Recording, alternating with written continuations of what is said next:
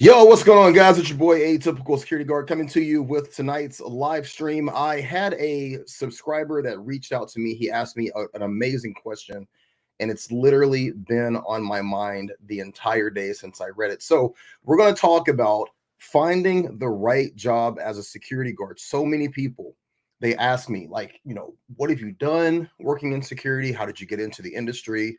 How do you know that the company that you're currently working with is the right company for you? How do I know if I'm in a situation where this is a good place to be? There's forward growth, there's opportunity. So we're going to talk about that. I want to pull up this gentleman's question that he sent me.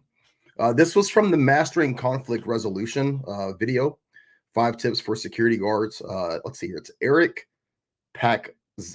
I am horrible with things. I'm going to butcher this guy's name. We're just going to call you Eric, okay? I don't want to disrespect your family and your lineage by just absolutely just torturing your name. So Eric says, I'm curious, man, how many security companies have you worked for? What's been your best post? I've worked for many companies and it's been difficult to find my fit. Man, do I understand where you're coming from. He says, but I think now I know where I best serve in security. It's been weird. It's been a hard road to find my fit. Maybe you can do a video on this. Thanks, brother. Well, Eric, I'm right here. Okay. You ask and you shall receive. So let's go right through some of the questions that he asked. Eric said, how many companies have you worked for? I had to think about it because I really haven't worked for a lot of security companies. I'm getting to that point where, like, dates are starting to escape me. But the first company that I ever worked private security for was Allied Barton. Now, if we're being honest, I did my first security detail, my first security job working in the United States Air Force, right? Being an airman. One of the first things that you do when you're in boot camp is, fire watch and you're working, ingress and egress. And then when I got to my first duty station, it took a while before I got my top secret security clearance. So I was working in security capacity, just literally watching a line and making sure that someone did not enter or cross that line on the flight line. But my first job in actual private security was working for Allied Barton. Some of the jobs that I did for Allied Barton was working on the Pennsylvania Turnpike, at these gated fences. So the turnpike is like 25 miles long. It's like once you get on the Pennsylvania Turnpike and you pay your toll, you can't get off. Like there's some little rest stops and little, gas stations or whatever every 10, 12 miles or something like that. But for the most part, once you're on it, you're on it. Well, if there's any sort of road construction, they have these little hidden streets that are off of the highway for the Department of Transportation. So one of the first jobs that I ever did was working at this gate. So if someone from the Department of Transportation needed to go the opposite direction on that turnpike, they would come to this little area and we'd have to let them in. And those were like overnight shifts, real interesting and scary as shit. Like you're literally out in the woods in this unknown area with this gate and you're just out there in the dark. You know what I mean? Like you don't have any lights on or anything. Some other jobs that I did for Allied Barton, I think that we had the contract where I worked at the Social Security Administration building. That was just literally checking people in, checking people out, sitting at a desk. That gig was kind of dope because they didn't want you to have any interaction with people. They literally were like, look, when people come in, you sign them in, have them sign in, you give them this badge, don't talk to them, because this is a government facility, government agency. They didn't want the security guards interacting with people, unless someone came to get you to deal with something, which was never. They didn't want you to have any interaction with people. So that was a pretty decent job. They actually told me that I could bring like a laptop computer and watch movies. I would never do that now, but at the time, totally thought that was normal and did that at their discretion. I think working for Allied Barton, we also did Workmen's Compensation Court. I was a bailiff for Workmen's Compensation Court, which was, again, another really cool job, getting to see how the workmen's compensation system worked. Pennsylvania is one of those states where everything has a rating. All of your fingers have ratings, like a financial rating. Your hand has a financial rating. Whether or not you're paralyzed, there's a financial rating. Like there's no negotiating. If you get hurt at work, there is literally a price attached to every aspect of your body. So seeing people go through these situations where they were hurt, where they were harmed, and how they were getting their settlements and just being a part of all that. Very, very interesting. After working for Allied Universal, I took an appointment as a Pennsylvania State Constable. Pennsylvania State Constables are like a municipal version of a sheriff's deputy. You do a lot of the magistrate work in terms of serving process, serving warrants, making arrests, transporting people that you've made an arrest on to the local magistrate. If the magistrate commits them to jail, driving them to jail, committing them to jail. Very interesting law enforcement position. You secure the voting polls. That's really the primary job, is that you're supposed to be the law enforcement arm at the voting polls, which, you know, 2012, 2000, 2008, 2012, that time frame, that's when things were just starting to heat up. You know, the Obama elections, the Tea Party, things were starting to get a little bit dicey. You know, now I would think that in areas where they still use constables for that, even more so of an important position. So it didn't really respect that aspect of working as a constable and securing the polls as much when I was doing it. But if I were there now and I was a part of that now, I would take it so much more seriously and really take some pride in that. So the constable gig was cool.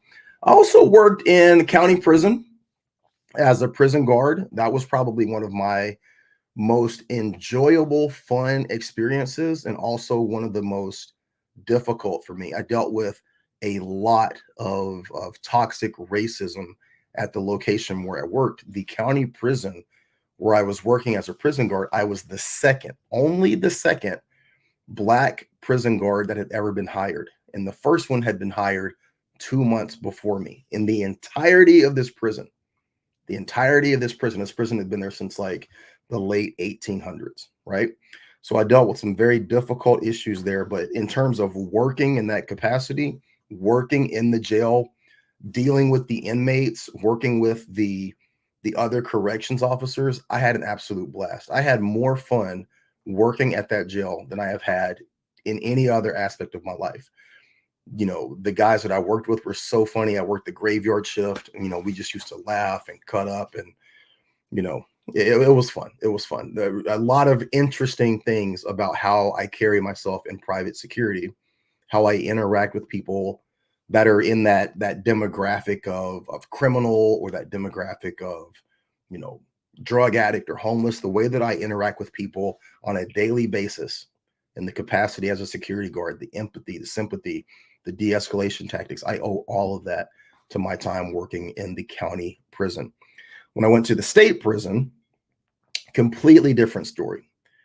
I did not function well in that environment because there was a very us versus them mentality.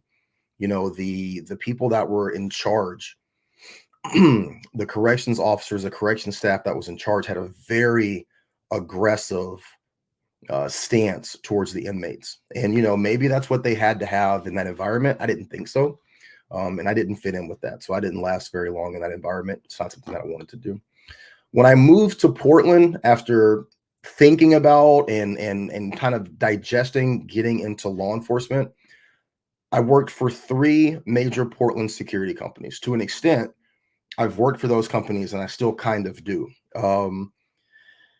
The company that I work for now, the company that I work for now subcontracted the same location that I currently work at. This is kind of difficult to explain. The company that I work for now subcontracted the work to a separate company that I started working for when I first moved here to Portland. Exact same location, exact same post, exact same detail. After about 2 years, that company took that contract back. So now I was working directly for that parent company. That parent company eventually sold to a much larger company that I now work for. So this entire time, those 3 companies, I have worked in the exact same location, the exact same detail, doing the exact same thing, for the most part, following the exact same post orders, having the exact same supervisor, and for the most part, the exact same staff in terms of partners. So I've worked for 3 companies, but literally all within the same umbrella. Aside from that, I've worked for a company that I've talked about a lot on this channel. You'll see some videos where I've done interviews with the owners of those companies, of that company rather. Some of the YouTube shorts that I've done feature that company. That company is called Echelon Security. Echelon is run by Alex Stone. He is the brother of Seth Stone. Now, if you guys follow Jocko Willink, if you know who Jocko Willink is, motivational speaker, former Navy SEAL commander, good friend of Joe Rogan, Brazilian Jiu-Jitsu ambassador. He was in the same unit, and I believe was the commander of the unit that had Chris Kyle and then also Seth Stone. Unfortunately, Seth lost his life, I believe, in 2017. But Alex, his brother, started a company called Echelon Private Security. Echelon was instrumental in working downtown in 2020 when everything was going crazy. Private security just went through the roof in 2020. But Echelon was kind of at the forefront in terms of working in Old Town, working in some of the more, downtrodden, disadvantaged, overlooked areas of Portland, and created a model that a lot of companies have kind of, come after, trying to emulate. It's a very law enforcement-esque type company. Nothing but good, positive things to say about Echelon. Nothing but good, positive things to say about the owners, which are Reed Kerr and Alex. And they've done some really innovative things. They created a podcast. They're doing some kind of cops style ride along things where they're taking people out and kind of letting them see the streets of Portland. So I've been associated with Echelon. I have worked for Echelon. And that would be just one of the fourth company that you could say that I have been associated with and worked with here.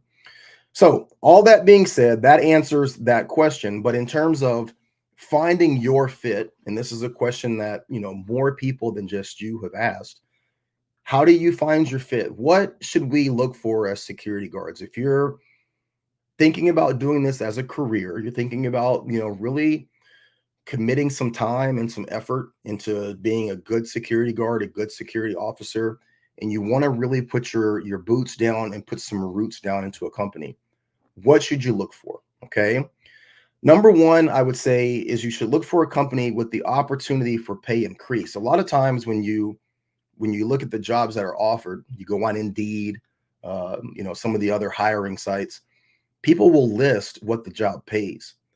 The question is there any opportunity for there to be pay increase? And this is important because, anytime that you're hired, no matter what capacity you're hired in or what the job is, when you come through the door, what they are expecting from you is a base level of commitment, a base level of understanding of your job, a base level of attitude, right? And that base level, it's above average. Now, for the company to succeed, for the company to be successful, for you as a company to maintain the contract, it takes officers going over and above. The only way that a contract is maintained is that the officers have to be willing to go over and above. What do I mean by that? You're going to have officers that get sick. You're going to have officers that call out at a moment's notice. You're going to have officers that get themselves into issues or get themselves into trouble. The coverage has to be met, regardless of what family issues the officers have, regardless of what medical issues come down the pipe. The coverage still has to be met. That's the entire reason why they're hiring that company to provide security services. So in order for the company to maintain that coverage, it's going to take officers being willing to step up. Now, when you get hired and you're hired to work, let's just say 28 hours a week, you're hired to work 40 hours a week. And the thought process is, look, we're bringing you in. We're going to hire you at this rate. You're going to work this amount of hours. If you work over, we're going to give you overtime. Well, the overtime, that's a given, right? But in order for you to maintain that contract and to maintain the stability within that company, it's going to take officers going over and above the bare minimum, staying late, maybe sometimes coming in early, working those double shifts, giving up weekends, all the things that we're used to working in the security field, right? So if there's no opportunity for pay increase, if there's nothing that you can do, there's nothing that you can do as an officer to set yourself apart from other officers, to set yourself apart from the base level guys who are in the company, where is the motivation for you to do so? Most people who are in a supervisory role, most people who are in an ownership role, there's an expectation that the officers are going to go over and above because that's the right thing to do. But that's not fair to the officer, and it's not feasible on a long enough timeline, right? Not in today's society where people have options and they can do other things. So I would say when you're looking at the job opportunities that are presented, don't just look at what they are paying. Look at the potential for you to make more and understand how you can go about doing that and how you can put yourself in position to make more money with that company if you choose to work for them. The next thing would be the opportunity for growth. This goes right alongside with the opportunity for pay. Is there an opportunity for you to become more than just a security guard?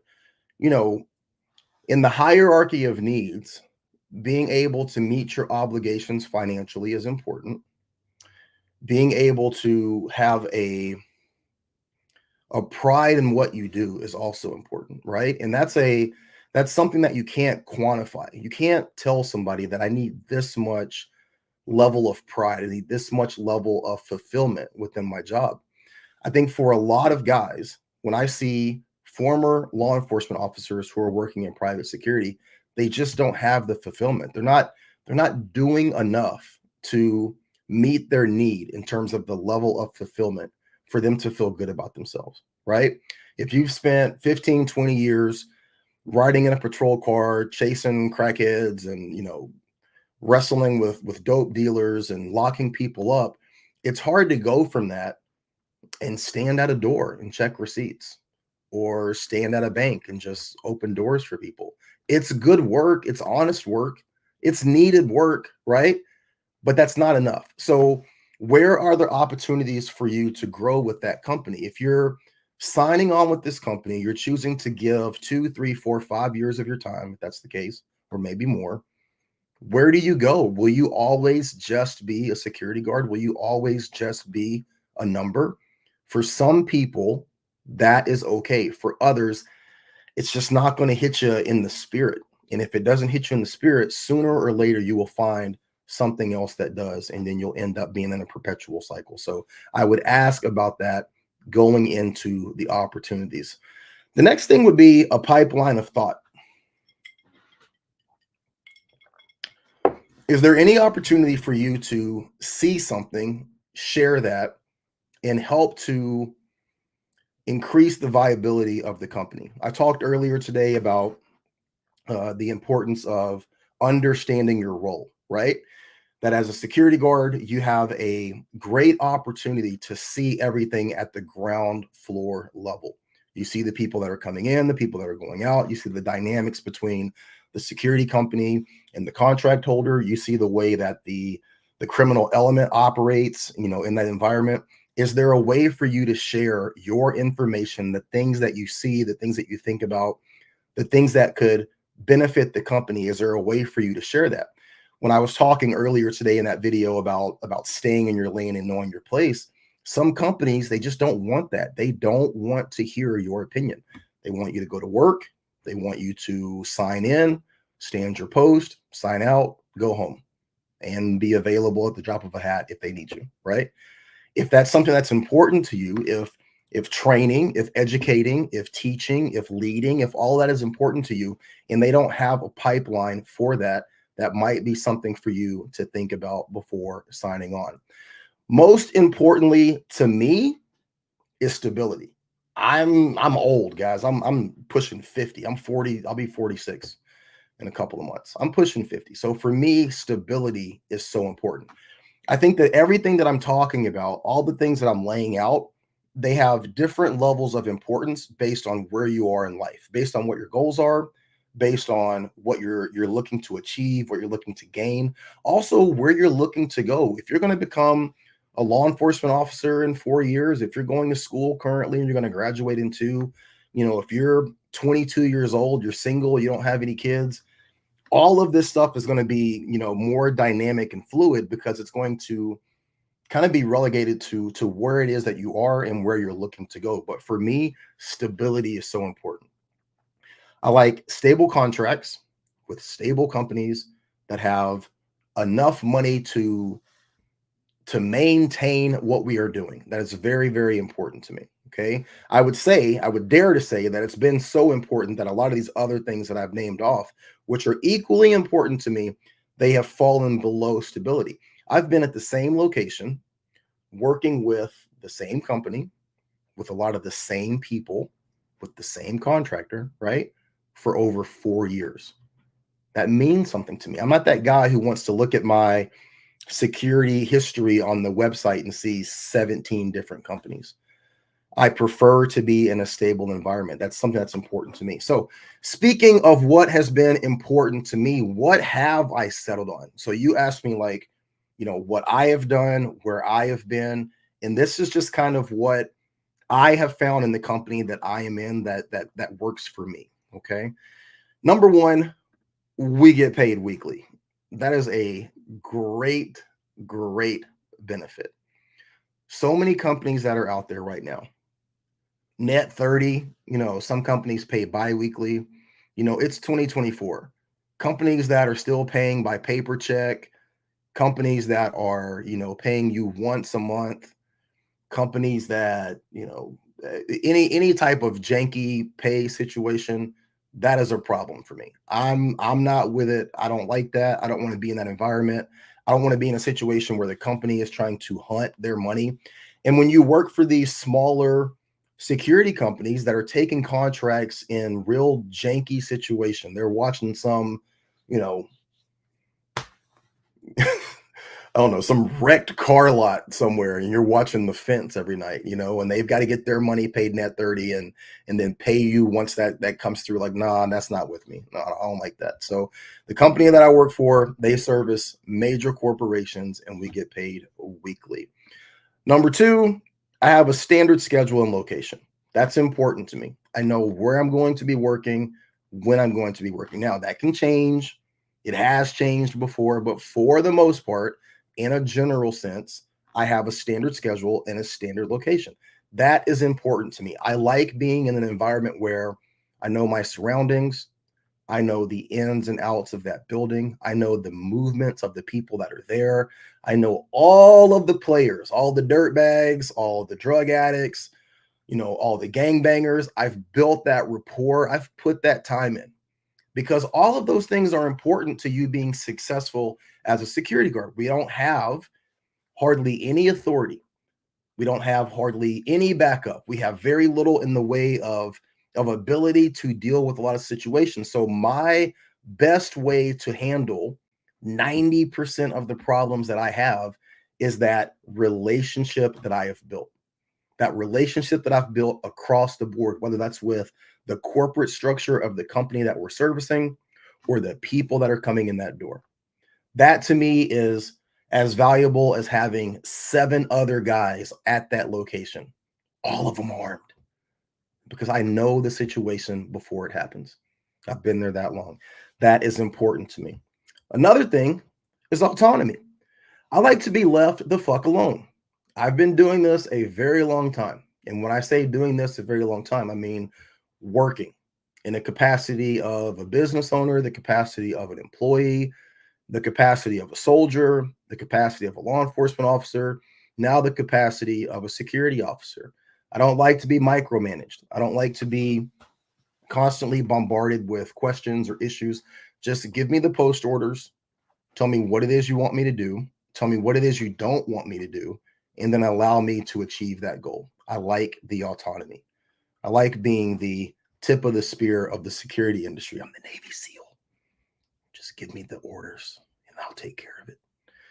Don't ask any questions. And then you can disavow that you ever knew that I was there. Right? I like that. Autonomy is big. Like stability, weekly pay, standard schedule and location, and leave me the fuck alone. Where do I sign? Where do I sign? Yep, I'll do it. I'm in. To me, that is very, very important. The next would be relationships. I kind of touched on this, but relationships, not necessarily the relationships of the people that are coming in the door or the corporate structure, the relationships with the people that I work around and that I work with. I love my partners. The people that I work with, those have been just so instrumental in my mental health, instrumental in my feeling safe and comfortable at work at times where I haven't in the past. I worked that location by myself for about 3, 4 months, completely by myself, so knowing that I have some good guys that are working alongside me, that's been very, very important. So I really appreciate that. Also, the people that are in the loss prevention side of the company that I'm working with, or that we're working for rather, I like those guys. I like them. I care about them. I care about their safety. So being in a situation where you're tied to people, you're tied to their well-being, the people within that store that I've known for 4 years, the people in management that have been good to our company, good to me personally, good to my family. I care about these people. I care about their safety. I care about their well-being. That is something that's very important to me. Lastly, it's impact. This is something that I'm torn on because where I currently work, I clearly have had a positive impact. I think that I have in some ways, I want to say, kind of set a standard for what the expectation is from private security at that location. I think in some ways I've kind of set a standard for what private security's expectation is throughout the company. And I'm very proud of that. Right. But a lot of the impact that I have had has been in areas outside of what I do, between the hours of 9 to 5, so to speak. My impact has grown via social media. My impact has grown via a lot of the causes that I've taken up, fighting against the anti-gun establishment here in Oregon, um, being added, being adamant about the rights of the tax-paying citizens over the rights of the criminals or the homeless community here, and advocating for that. A lot of my notoriety, a lot of my attention has come outside of what I'm doing. I would love to have that level of impact within the company and within the aspect of security when I'm working.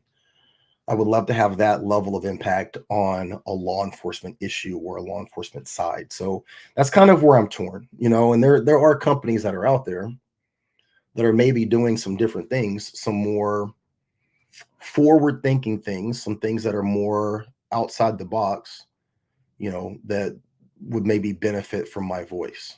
But, it's all a scale. You have to put on the scale of stay or leave all of these things. And the things that are important to me in the vast majority have always tipped the scale to me staying where I'm at. So for you personally, Eric, and the question that you asked, hopefully I was able to answer that. I think that for you, you have to answer these questions yourself. Guys, the balance that comes from working in this job is that ultimately you have to come to your own conclusion. I can give you my advice, I can give you my thoughts, I can share with you my experience, but what has worked out for me as the place where I am most comfortable and most happy right now, some of that stuff might not be applicable to you. Okay? So remember, when you're listening to this and you're taking this information, take it with a grain of salt, like everything else that I say. It's just an opinion. I'm just one guy. I'm one security guard, make the decision that's best for you. Generally in a stream like this, I don't pull up the comments, but since you're asking a question about the industry, I'm going to actually pull the comments up and then share them along the bottom of the screen. Maybe if I answer some of these questions, that can also give you some insight as well. So first question is, what are the best companies to work for? I would say the best companies to work for are the companies that fit into the demographics of what I just went over. Okay. Isaiah Wagner, big dog, congratulations on the degree. I'm on patrol right now in Beaverton. Hey, let's link up, man. I'm going to put my I'll put my email address in the upload. Once this uploads in the comment section, shoot me an email. Let's get together and have lunch, man. Be safe out there. Chris says, I ran into one guard 8 years in wait, I ran into one guard 8 years and not a single raise. Yeah, it's unfortunate. It's unfortunate. You know, this industry is not, it's not a loyal industry, guys. It's not a loyal industry. It's not a just industry. Um, Again, you're gonna have to find aspects of what you're looking for that are best for you at that moment. But you know, these companies aren't going to do right by you. They're just not. Any company that offers hands-on training, active shooter, CQC, medical training. This is in relation to the first that was Macintosh's question. Yeah, you know, yeah, that's good. I don't see a lot of companies doing that. And then even so, the companies that are offering things like hands-on training, defensive training, active shooter training, CQC, medical training, all of that, they need to equally be training you on the liability that comes with that. We're leaning too much. We're getting into this law enforcement territory that I'm not a fan of. We're getting too much into the tactics of working in this type of industry, a paramilitary law enforcement security industry. We're getting too far in the weeds on tactics and not thinking about the importance of knowing the liability that comes along with that. Be aware of that. Isaiah says stability, transparency, benefits package. Oh, a benefits package. To hell with everything else. I'd rather not play office politics with individuals that have bruised egos. A 401k and a benefits package. Very, very, very important. Yes. Bro Morris says, hey, Poppy, what's up, big dog? My favorite post is watching. Okay, all right. See, now we're getting into this crazy stuff. All right. So, one last one. If you want to survive and thrive in this profession, ask yourself, is this a job or is this a career? Absolutely. All right, guys, listen, that is my thought. I hope that this helps. Eric, if you have any other questions, feel free to reach out, comment. Everybody, please make sure that you like, share, and subscribe. Get other people onto this platform. Guys, we're so close to 10,000. I'm going to do a 10,000 subscriber giveaway. We're going to have a little bit of a contest here. When I get, I would say within 25 more subscribers of 10,000, I think I'm going to give away an optic. I'm going to give away a Holosun optic. I've got like 5 of those just sitting around here somewhere. Yeah, I'm not going to grab anything. I don't want to get kicked off my live stream again. But I think I'm going to give something away when we get a little bit closer. All right. All right, guys. Y'all have a great one. As always, be safe. Watch your back. Watch your six. And be great.